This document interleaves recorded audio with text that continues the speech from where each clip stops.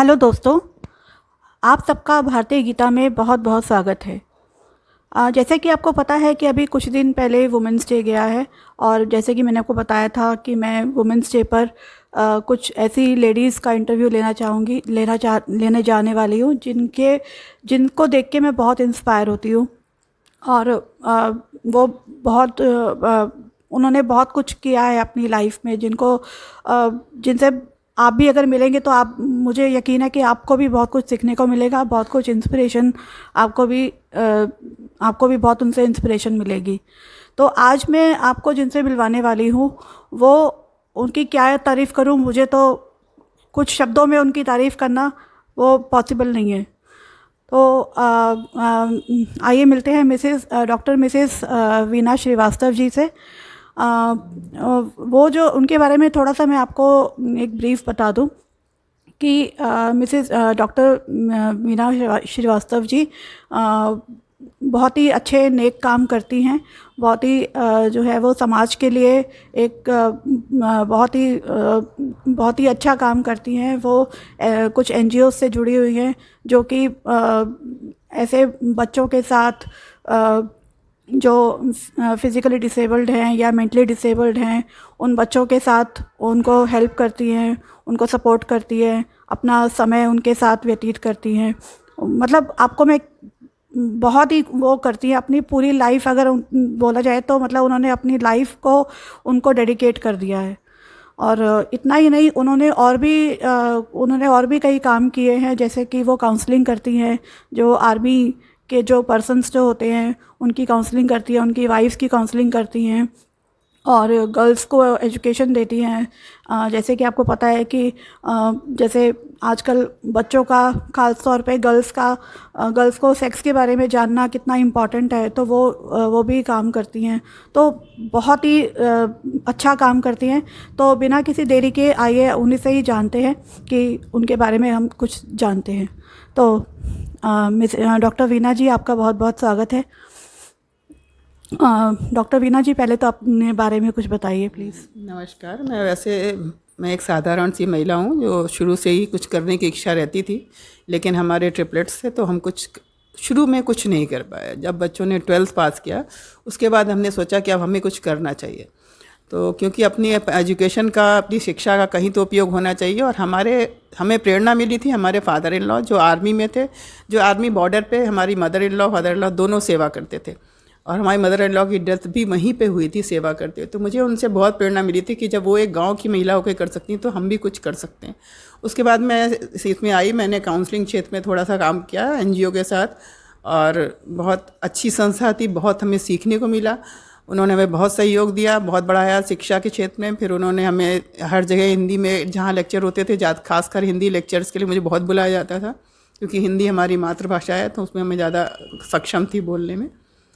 उसके बाद फिर मैं अब अपंग बच्चों के साथ जुड़ी। शुरू में उनको शिक्षा देती थी, धीरे धीरे उनको करते करते मैं अब उनको हर तरह से हेल्प करती हूँ।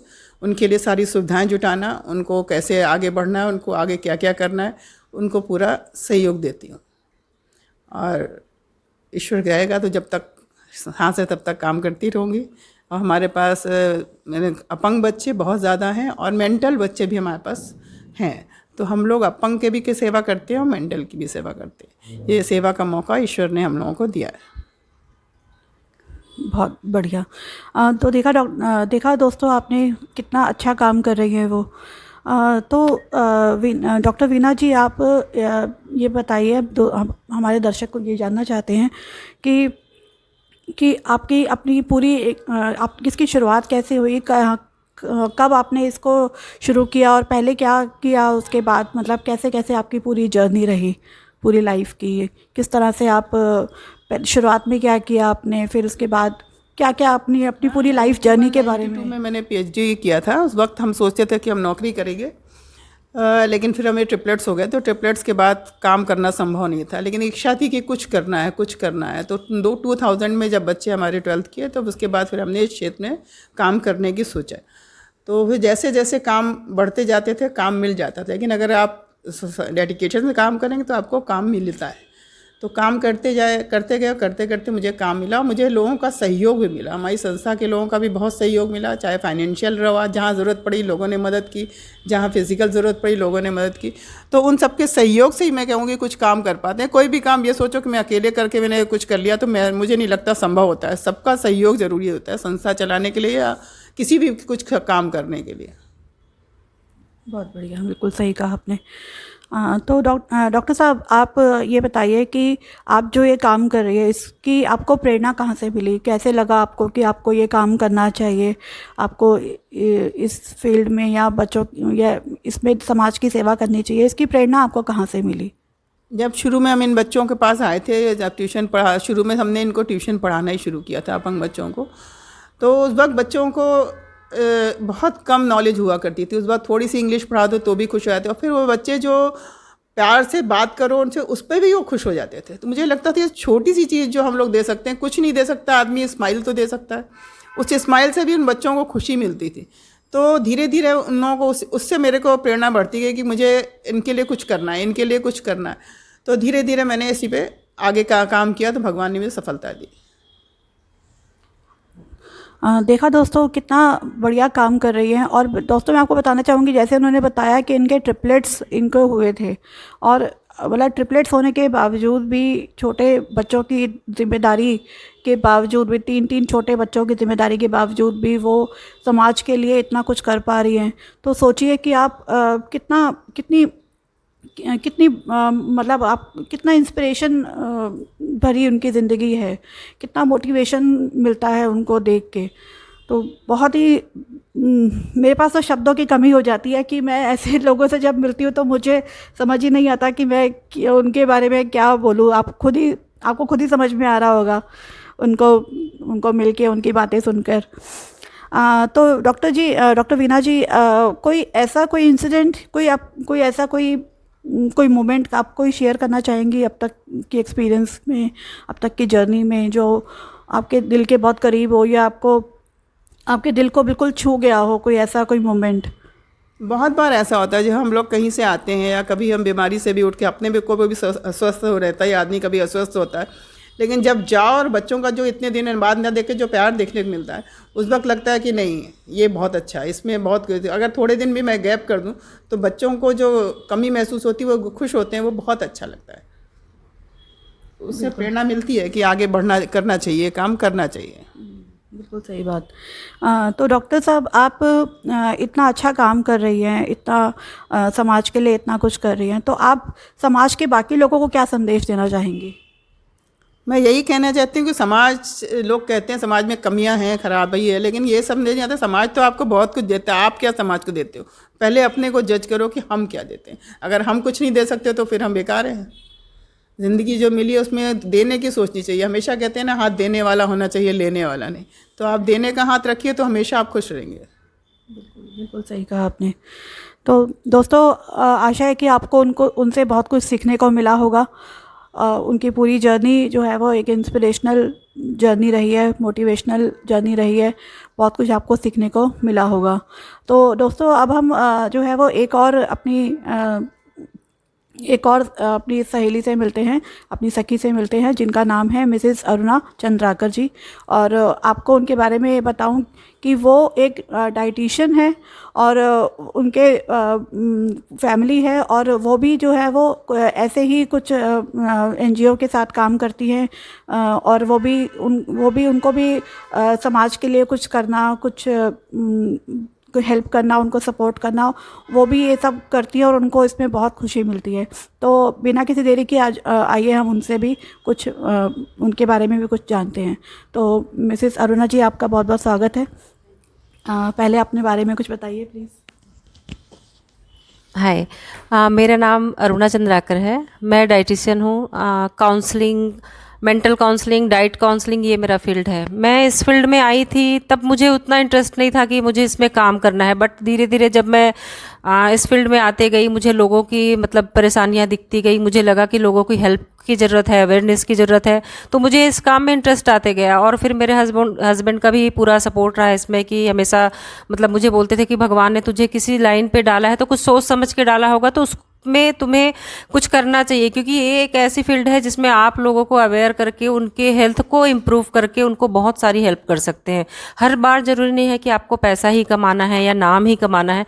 कुछ चीज़ें ऐसी होती है जो एक मेंटल पीस बोलते हैं या जो इंटरनल हैप्पीनेस बोलते हैं, वो करने से मतलब आपको जो इंटरनल खुशी मिलती है ना, तो वो करके आगे बढ़ना है या नहीं बढ़ना है वो तो अलग चीज़ होती है। पर आप जब किसी के लिए कभी भी अच्छा करने का सोचते हो तो मुझे ऐसा लगता है कि लाइफ में उससे बड़ा आगे बढ़ने का, एक सक्सेसफुली लाइफ जीना और अपने आप को उस माहौल में ढालना बहुत बड़ी बात होती है। तो मुझे ऐसा लगता था कि इस फील्ड में, चलो पहले तो सोचती थी कि नहीं अभी न्यूट्रिशन का फील्ड है, ऐसे तो यूट्यूब पे गूगल पे दुनिया भर के इन्फॉर्मेशन मिलते हैं, लोग शायद उसको ज़्यादा फॉलो करते हैं कि लोगों को लगता है कि नहीं इन सब चीज़ों पे ज़्यादा वो मिलता है। पर अब ऐसा लगता है कि नहीं, आप एटलीस्ट अपने सराउंडेड लोगों को अगर थोड़ा अवेयर कर पाते हो या उनको कुछ भी नॉलेज दे पाते हो या उनकी हेल्प कर पाते हो तो मे बी आप एक सक्सेसफुल अपने करियर में भी हैं और अपनी लाइफ में भी हैं। हाँ ठीक है, बहुत अच्छा, बहुत अच्छी बात है। अभी अरुणा जी आप ये बताइए कि आपको जो आप डाइटिशियन भी हैं और आप एक घर भी संभालती हैं, बच्चों को भी संभालती हैं, तो आप अपनी वर्क लाइफ को और अपने मतलब घर को और कैसे मैनेज कर पाती हैं? जैसे जनरली हम देखते हैं कि आजकल की लेडीज़ जो हैं वो बहुत कंफ्यूज रहती हैं कि किस तरह से अपने मतलब घर को और वर्क लाइफ को जो है वो कैसे मैनेज, तो आप किस तरह से मैनेज कर पाती हैं? देखिए, मुझे ऐसा लगता है कि अगर आप अपने लिए जीना चाहते हैं या आप अपनी खुशियाँ ढूंढना चाहते हैं तो हर किसी के पास वही 24 आवर का टाइम होता है। हर इंसान को एक ही समय मिला हुआ है। आपको तय करना होता है कि वो आपका इंटरेस्ट एरिया है कि नहीं है, आपको अपनी लाइफ कैसे बितानी है। तो मोस्टली मेरा होता है कि मैं फुल टाइम वर्क कहीं नहीं करती हूँ, बट मुझे जहाँ जहाँ मौका मिलता है एनजीओ वर्क करने का, कहीं पे वर्कशॉप करने का, कहीं किसी की हेल्प करने का, हर समय मतलब प्रोफेशनली ऐसा नहीं कि मुझे काउंसलिंग ही करना है, मैं जॉब भी करती हूँ, पार्ट टाइम करती हूँ, बच्चों को भी मैं अच्छे से मैनेज करती हूँ क्योंकि मेरे हस्बैंड मोस्टली बाहर होते हैं तो वो घर पे टाइम नहीं दे सकते। तो मैं दोनों मैनेज करते हुए मेरे लिए टाइम निकालती हूँ और मुझे ऐसा लगता है कि मुझे उसमें बहुत मतलब खुशी मिलती है करके। तो वो मैं मैनेज अपने घर के काम को, जैसे एक टाइम क्राइटेरिया फिक्स कर रखा है कि मुझे इतना टाइम मेरे बच्चों को देना है, इतना टाइम मेरे काम को देना है, तो उसके हिसाब से मुझे बैलेंस हो जाता है। और आप सबका टाइमिंग तो ऐसा नहीं है कि मेरे पास है नहीं। अगर देखो एक्सक्यूज़ आपको अगर निकालनी हो तो आपको लाइफ टाइम कभी टाइम नहीं मिलने वाला है। अगर आप चाहते हो कि आपको कुछ करना है, अपनी लाइफ में आगे बढ़ना है या किसी के लिए भी जीना है, तो आपको वो टाइम भी सफिशिएंट होगा। अगर आप 1 घंटा, आधा घंटा, एटलीस्ट 10 मिनट भी आप एक दिन में अपने लिए निकालते हैं ना, तो भी आपको टाइम बैलेंस करने में कोई प्रॉब्लम नहीं होगी। तो वो आपके इंटरेस्ट पे डिपेंड करता है। जी बिल्कुल बिल्कुल ठीक कहा आपने। तो अरुणा जी अभी ये बताइए कि आपको ये जो आप काम कर रही हैं, समाज के लिए जो आप काम करती हैं, इसकी प्रेरणा आपको कहाँ से मिली? एक्चुअली मेरे भी दादाजी सोशल वर्कर ही थे। मैं बचपन से उनको देखती थी अपने गांव के लिए करना, क्योंकि मेरा जो नेटिव प्लेस है वो गांव में ही है। तो उनको मैं पूरे टाइम देखती थी। वो डेडिकेटेड थे गांव के लिए कि गांव को कैसे ग्रो कराना है, कैसे उसकी साफ़ सफाई करवानी है, कैसे लोगों को अवेयर करना है, कैसे लोगों की हेल्प करना है। तो मुझे ऐसा लगता था उनको देख के कि मुझे भी कुछ ऐसा समाज के लिए करना है। एटलीस्ट मेरे सराउंडेड जो लोग हैं उनकी मैं हेल्प करना चाहती थी। तो वो बचपन से मेरे माइंड में फिट था। फिर उसके बाद धीरे धीरे मुझे उस टाइप के, मतलब एक बोलते हैं ना, जब आप कोई चीज़ करना चाहो तो भगवान आपको मिलाते भी ऐसे लोगों से। तो मुझे मेरी लाइफ में ऐसे ऐसे लोग मिलते गए जिनके थ्रू मुझे इंस्पिरेशन मिलते। जैसे अभी यहाँ वेस्टर्न पार्क में तो ये वीना भाभी से मैंने मतलब मिली, उनको देखी मैं काम करते, तो मुझे लगता था यार जब ये कर सकती, इतना टाइम दे सकती, अपना पूरा टाइम वहाँ पे इतनी फुल्ली एक्टिव होके काम करती है, तो हम तो फिर भी मतलब एक्सक्यूजेज ढूंढते रहते हैं कि हमारे पास ये टाइम तो उनके पास भी उतना है, मेरे पास भी उतना है, पर वो अपना डेडिकेशन के साथ में अपने काम करती है। तो उनको देख के मुझे भी, मैं उनको मिली तो मैं बोलती थी कि भाभी मेरे को भी ऐसा इंटरेस्ट है। तो इनके साथ धीरे धीरे जब मैं इनके साथ में इनके संस्था में गई तो वहाँ जब बच्चों को देखी, वो बच्चे इतने, उनको देख के लगा कि हम लोग किस दुनिया में जीते, हमारे पास तो भगवान ने सब कुछ दिया हुआ है, तब भी हम अपने लिए खुशियाँ नहीं ढूंढ पाते। पर उनके स्माइल आप जब देखोगे, उनके पास मतलब जीने का एक जैसे वजह बोलते हैं, किसी दूसरे को देख के उनमें इमोशनल अटैचमेंट ढूंढना, उनमें प्यार ढूंढना, किसी को भी मतलब उनके स्माइल आप जब देखोगे ना तो आपको लगेगा कि नहीं कि उनमें कुछ भी मतलब ऐसा डिसेबिलिटी है या उनमें कुछ कमियां हैं। एक दूसरे के हेल्प करने के लिए हमेशा रेडी है, एक दूसरे को सपोर्ट करके वो आगे बढ़ते। तो उनको देख के मुझे लगा कि हम लोग किस तरीके की ज़िंदगी जीते हैं कि हम खुद अपने सराउंडेड लोगों को एक दूसरे को मदद करने के लिए तैयार नहीं होते। हमारे पास इतना टाइम नहीं होता कि हम अपने आसपास के लोगों को पूछ पाए कि भाई किसी को किसी सपोर्ट की ज़रूरत है। ज़रूरी नहीं हर समय इंसान फिजिकली ही अनफिट हो, कई बार मेंटली कई लोग स्ट्रगल करते हैं। तो मुझे ऐसा लगता है जब आप अपने आसपास के लोगों को हेल्प नहीं कर सकते हो, अपने सराउंडेड लोगों की हेल्प नहीं कर सकते, तो दुनिया में आप कहीं भी कुछ नहीं कर पाते। तो आपको सबसे मेन अपने आसपास के लोगों को ढूंढना है, आपके आसपास के एरिया को ढूंढना है। उसके बाद फिर आप धीरे धीरे जब आप देखोगे ना तो आपको लगेगा कि मेरी ज़िंदगी दूसरों से बहुत बेहतर है, क्योंकि मेरा जो दिन का शुरुआत है किसी अच्छे काम से हुआ है। तो वो जो खुशियाँ हैं ना वो आपको किसी भी चीज़ से नहीं मिलने वाली है। वो चाहे आप दुनिया भर के सक्सेस ले लो, पैसे ले लो और कोई भी चीज़ें, घूमने में, किसी भी चीज़ में, पर आपको जब भी लगे ना आपकी लाइफ में आपको लो फील हो, आपको लगे कि आपकी लाइफ ऐसे मतलब भगवान ने कुछ अच्छा नहीं किया या कुछ अच्छा नहीं चल रहा, तो एक बार उन बच्चों को जाके देखो, आपको रियलाइज़ होगा कि आप किस बेटर कंडीशन में जी रहे हैं। बिल्कुल, बहुत बहुत अच्छी बात बोली है कि वो है जो सॉरी अपने लिए तो हर कोई जीता है, सॉरी लेकिन असली जीना तो वो है जो दूसरों के लिए जिए, और शायद इसी को ही जीना इसी का नाम है। बहुत बहुत बढ़िया, बहुत अच्छी बात बोली अरुणा जी आप। अच्छा अरुणा जी, आप इतना अच्छा काम कर रही है, कोई ऐसा कोई इंसिडेंट कोई आपकी लाइफ में कोई आपके दिल को बहुत छू गया हो, कुछ ऐसा कुछ इंसिडेंट आप शेयर करना चाहेंगी? जैसे कि मैंने बताया कि मैं गांव में ही मतलब मेरा ब्रॉन एंड बॉटअप गांव से ही है।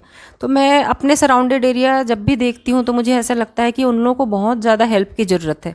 मतलब आज वो जिस हिसाब से ज़िंदगी जी रहे हैं, हम तो फिर भी शहर में बहुत एडवांस तरीके से हैं। वहाँ लड़कियों को कुछ भी एजुकेशन नहीं, उनके मतलब उसमें उनको कुछ भी बचपन से लेके बड़े होते तक उनको पर्सनल हाइजीनिक, हाँ, हेल्प करना चाहिए लेकिन दया नहीं करना। दया नहीं मतलब वही है कि आप, हाँ, दया मतलब आपको हेल्प करनी है तो आपको ये पता होना चाहिए। जैसे मैं जिस जगह से उठी हूँ ना तो मुझे पता है वहाँ का दर्द क्या होता है या वहाँ के एनवायरनमेंट क्या है, लोगों को क्या क्या प्रॉब्लम फेस करनी पड़ती है। तो मैं उस एरिया से उस तरीके से काम कर रहा हूँ और मेरी बहुत इच्छा है कि मैं जहाँ से आई हूँ एटलीस्ट वहाँ के लोगों की भी मैं हेल्प कर पाऊँ। और बहुत जल्दी मैं भी वहाँ वापस जाके कुछ चीज़ें स्टार्ट करने वाली हूँ। एटलीस्ट मैं जितना जानती हूँ उतने लोगों को सपोर्ट करके, उनकी हेल्प करके, उनको थोड़ा ग्रो करने में या उनको एटलीस्ट कुछ नॉलेज देने में मैं हेल्प करना चाहती हूँ। तो जैसे आप अपना आसपास का माहौल देख के ही लोग सीखते हैं। मैंने अपने आसपास का माहौल देखा है, उनकी तकलीफ़ें देखी हैं, उनको जो जो एजुकेशन चाहिए था वो नहीं मिला, उनको क्या क्या कमियाँ होती है,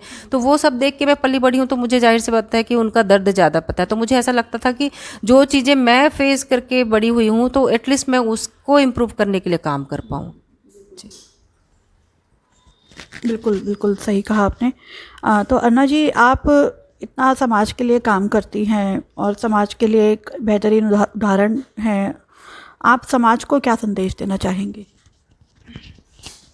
देखिए, मैं सिर्फ एक ही चीज़ पे बिलीव करती हूँ कि भगवान ने आपको अगर कैपेबल बनाया है कुछ करने के लिए तो उसका एटलीस्ट कुछ % हिस्सा आप दूसरों में बांटो। मतलब हर ज़रूरी नहीं कि हर चीज़ पैसा ही होता है या आपको किसी को पैसे से ही हेल्प करनी है। आप अपने सराउंडेड लोगों को या जिसको भी नीड है, आप एटलीस्ट उसकी तकलीफ़ समझो, उसको थोड़ा कम करने की कोशिश करो, एक दूसरे को सपोर्ट करो, एक दूसरे के इमोशंस को समझो और एक दूसरे के साथ में प्यार की ज़िंदगी जो, क्योंकि लाइफ एक बार मिलती है। हमारे पास टाइम नहीं है कि हम रिग्रेट में, ईगो में, गुस्से में अपनी ज़िंदगी बिताए। तो सबके साथ प्यार से मिलो, सबके लिए पॉजिटिविटी अपने माइंड पे फीड करके रखो। कोई इंसान बुरा नहीं होता है, अपनी अपनी सोच होती है, हर किसी का माहौल अलग होता है, सब अपने अपने माहौल से बड़े होते हैं, वो अपने माहौल के हिसाब से अपनी ज़िंदगी बिताते हैं और शायद बनते भी वैसे ही हैं, सोचते भी वैसे हैं। तो हमें किसी को जज नहीं करना चाहिए, किसकी लाइफ में क्या तकलीफ चलती है उसके लिए गॉसिप करने की ज़रूरत नहीं है। हमको सामने वाले की तकलीफ समझनी चाहिए, लोगों को समझने की कोशिश करेंगे तो आपको आपकी लाइफ बेटर भी लगेगी और आपको लगेगा कि हमने एटलीस्ट कम से कम कोई ऐसा चीज़ नहीं किया है दूसरों को पेन दे के कि हमें बाद में जाके गिल्ट ना हो। क्योंकि मुझे ऐसा लगता है एक एज के बाद में ना रियलाइज़ होता है ये चीज़ें, अभी नहीं पता चलता है, बट एक एज होने के बाद जब आपको अकेलापन फेस करने के लिए मिलेगा ना, जब बच्चे बड़े हो जाएंगे, जब हस्बैंड बिजी हो जाएंगे, जब आपको लगेगा कि आपके पास कोई नहीं, तो उस टाइम पे रियलाइज़ होता है कि हमने अपनी लाइफ किस टाइप का किस चीज़ों में गंवाया है। तो मुझे ऐसा लगता है कि एक कोई काम आप दिन में ऐसा करो जिससे आपको दिन भर खुशियाँ मिले, और हमेशा पॉजिटिव सोचो, लोगों को जज करना बंद करो, गॉसिप करना बंद करो, एक दूसरे को सपोर्ट करो, एक दूसरे के हेल्प करो।